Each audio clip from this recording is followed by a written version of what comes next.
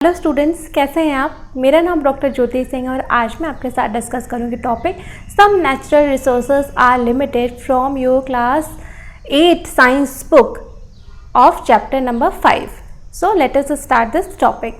Some natural resources are limited. तो इससे पहले कि हमने टॉपिक्स में पढ़ा कि coal, petroleum, natural gas, all these are natural resources, मतलब नेचर के द्वारा हमें ये रिसोर्सेज दी गई हैं और हमें बहुत देख समझ संभाल के इन रिसोर्सेज का यूज़ करना चाहिए because they are limited. They took millions of years for the fossil fuels to get deposited in the earth crust. सो अगर हम उसे देख संभाल के नहीं यूज़ करेंगे, प्रिकॉशनरी मेजर्स नहीं लेंगे कि हम जो है उनका बहुत ज़्यादा यूज़ ना करें, तो क्या है, एक तो पहला है कि वो पोल्यूशन कॉज करते हैं, दूसरा कि वो बहुत ही कीमती हैं। अगर हम उनको बहुत किफ़ायत से नहीं यूज़ करेंगे तो फिर हम उनको अगले जनरेशन्स के लिए नहीं दे पाएंगे, उनको पास ऑन नहीं कर पाएंगे, वो अभी ही ख़त्म हो जाएंगे।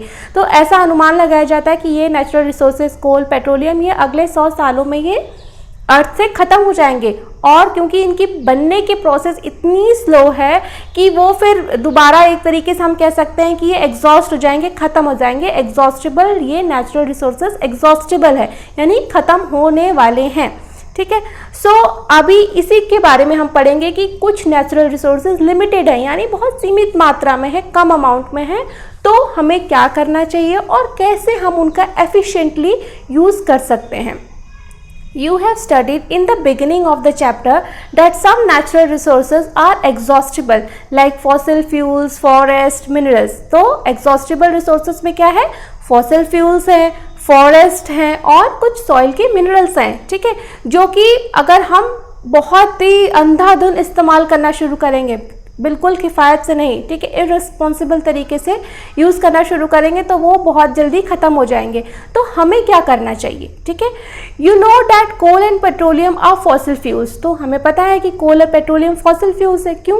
क्योंकि वो कभी ना कभी जिंदा ऑर्गेनिज्म से, प्लांट्स और एनिमल्स के अर्थ क्रस्ट के नीचे हाई टेम्परेचर और प्रेशर में दबते जाने की प्रोसेस से बना है, इसलिए हम उनको फॉसिल फ्यूल्स कहते हैं। ठीक है। It requires the dead organism millions of years to get converted into these fuels. So it took millions of years to fossil fuels to get form. ठीक है, तो उनको हजारों लाखों साल लगा है फॉसिल फ्यूल बनने में। ठीक है, तो इस वजह से इनकी जो बनने की प्रोसेस है हम कहते हैं बहुत स्लो है। On the other hand, the known resources of these will last almost a few hundred years।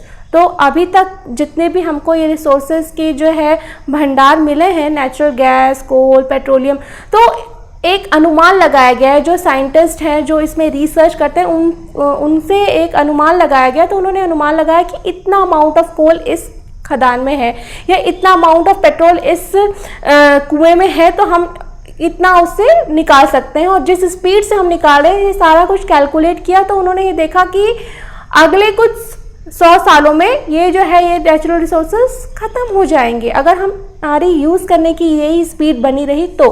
ठीक है, तो moreover burning of these fuels is a major cause of air pollution. तो लेकिन ये फॉसिल फ्यूल्स को जब हम जलाते हैं, जैसे कोल है, पेट्रोलियम है, तो इनके जो कंस्टिट्यूएंट है इसमें काफ़ी अमाउंट ऑफ में सल्फ़र होता है। जैसे कोल में काफ़ी अमाउंट में सल्फ़र होता है, पेट्रोल में भी काफ़ी अमाउंट तक सल्फ़र होता है।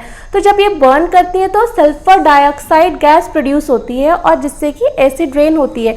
जब सल्फ़र डाइऑक्साइड वाटर, जो पानी गिरता है बारिश का, उससे कांटेक्ट में आता है तो सल्फ्यूरस एसिड का फॉर्मेशन करता है, जिसको कि हम एसिड रेन कहते हैं। और मोर ओवर जो SO2 है, NO2 है, तो ये हमारे ह्यूमन बॉडी के लिए भी बहुत हानिकारक है। ये कई बार कैंसर का भी कॉज हो सकता है। ठीक है, तो ये एक एयर पोल्यूटेंट है। तो ये फॉसिल फ्यूल्स को बर्न करने से दूसरी समस्या ये है कि ये एयर पोल्यूशन भी कॉज करते हैं।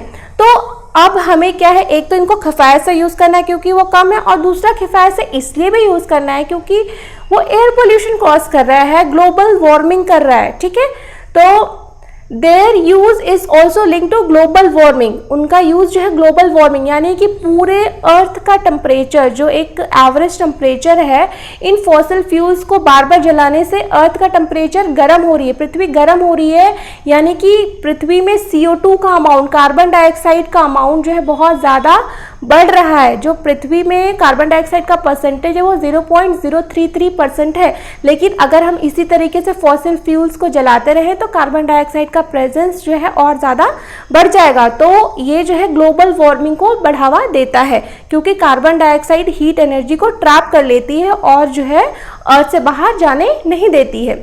So it is therefore necessary that we use these fuels only when absolutely necessary, इसलिए बहुत ज़रूरी है कि बहुत ज़रूरी हो तभी हम इन फ्यूल्स को यूज़ करें, अन्यथा हम इनको यूज़ ना करें। इनका ऑल्टरनेटिव जो है सोचें, तलाश करें। So this will result in better environment, a smaller risk of global warming and their availability for a longer period of time। तो इससे हमें दो फायदे होंगे, एक तो ग्लोबल वार्मिंग कम हो जाएगी और दूसरे इन फ्यूल्स की भी लॉन्गर अवेलेबिलिटी, जो फ्यूचर जनरेशंस है उनको भी ये फ्यूल बहुत इजीली अवेलेबल हो जाएगा। ठीक है।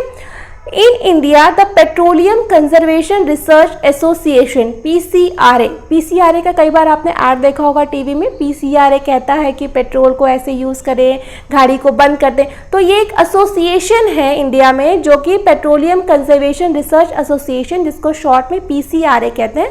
This is very important short form. PCRA का फुल फॉर्म क्या होता है, ये कई बार एग्जाम्स में भी पूछ सकते हैं, इसलिए आपको याद रखिए। Petroleum conservation research association advises people how to save petrol, diesel while driving. Their tips are, तो ड्राइविंग के दौरान आप कैसे पेट्रोल और डीजल की बचत कर सकते हो जिससे कि आपका भी पैसा बचेगा और पोल्यूशन भी कम होगा।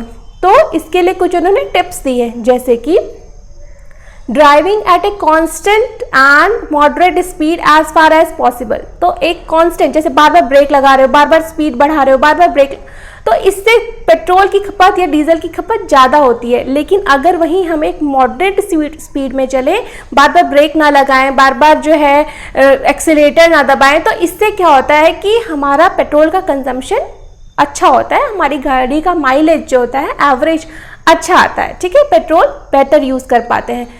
Switch off the engine at traffic lights और at a place where you have to wait. अगर आपको कहीं वेट करना है या आपकी ट्रैफिक लाइट का सिग्नल आ गया, आपने देखा कि 1 मिनट वेट करना है आपको ट्रैफिक लाइट के ग्रीन होने का, तो आप अपना इंजन बंद कर दीजिए। अननेसेसरी क्यों जलाना, ठीक है।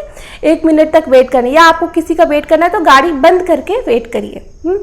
तीसरा पॉइंट है इंश्योर करेक्ट टायर प्रेशर। अगर आपके टायर में प्रेशर कम है, एयर का प्रेशर कम है, तो पेट्रोल का कंजम्पशन ज़्यादा होगा, इंजन पर ज़्यादा लोड पड़ेगा, इसलिए टायर का प्रेशर भी हमेशा चेक करते रहना चाहिए। Ensure regular maintenance of the vehicle की सर्विसिंग बहुत ज़रूरी है। अगर आपका इंजन जो है उसमें कार्बोरेटर फंसा हुआ है, कचरा फंसा हुआ है, तो इंजन फ्यूल जो है वो ज़्यादा कंज्यूम करेगा। इस वजह से जो है अपनी गाड़ी को रेगुलर जो है आपको मेंटेन करना चाहिए, उसको जो है हमेशा सर्विसिंग करा के रखना चाहिए। तो ये तो कुछ पॉइंट थे PCRA का, और PCRA के बारे में जानने के लिए आप इसको गूगल पे सर्च भी कर सकते हैं। PCRA petroleum conservation research association है और ये बहुत ही अच्छा काम करता है इंडिया में। तो होप करती हूँ आपको आज का टॉपिक अच्छे से समझ में आया होगा। And still if you have any doubts then you can write in the comment box, I will surely reply. Thank you.